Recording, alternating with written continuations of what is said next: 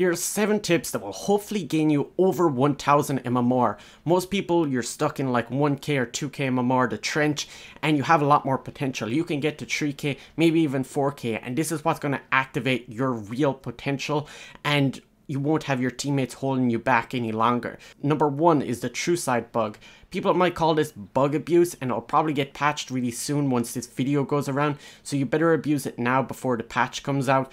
So what you do is you zoom your camera in, you have to zoom it in all the way, and you'll actually get Truesight all of the time. This is great versus Reiki, and even works against techies. Personally, I like to ping out the mines to my team and tell them where they are because they don't know about this bug. The next tip is that if you're playing as a support and you're up against a lone druid, you're going to struggle against him in lane. So typically I like to rush a Midas as support, and this is what's going to win you the mid to late game. Regardless of how many items the bear has, you can just click Midas on the bear, and you even get bonus XP and gold from the Midas. So late game, it's often even a good idea to hold on to the Midas active until a team fight or a gank. This way you can use Midas for an easy pick off on the bear every single fight.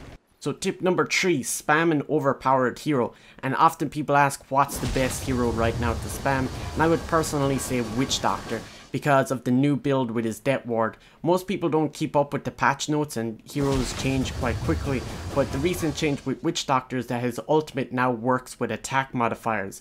I like to rush Battle Fury. This is really the way to go. I've had insane results with this build. It gives basically the same effect as Aghanims, but when you're building it, you can build the Perseverance, and it gives you that passive health and mana regen, which is essential for Witch Doctor to sustain through like all the fighting that's going on in the patch. So instead of getting those pointless stats with Aghanims, the mana and health regen is really good.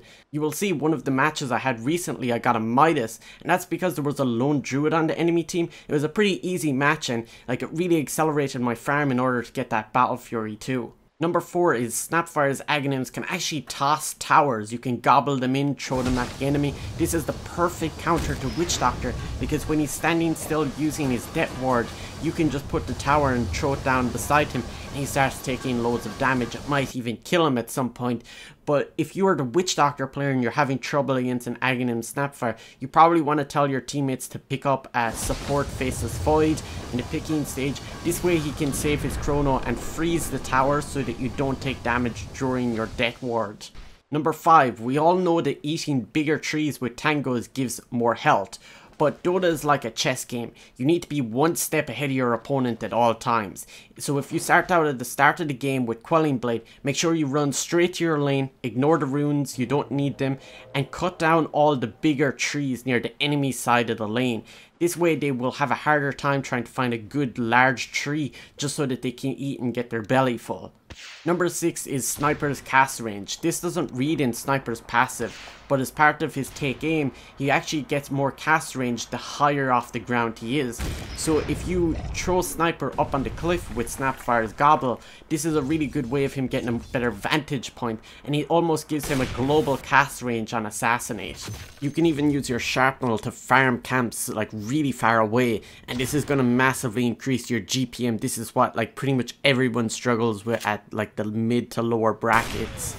So the last tip, I saw this one over on Reddit, and apparently it's been there since ye olden days in Dota 1 and it's still consistent to now. But if you buy a helmet against Sniper, you can actually block his headshots from proccing. It even mitigates most of the damage from Assassinate too. I would even recommend this on my Witch Doctor build just before the Battle Fury. Maybe you even get it before the Midas if you're up against a Sniper. And you can build that helmet into an Assault Cuirass later on. This is a very common late game item on Witch Doctor, and it makes your ultimate do even more damage.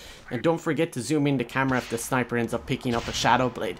So if you enjoyed this video and you want to see more Dota content, make sure you subscribe, and if you want to watch me play some games, you can follow me over on Twitch.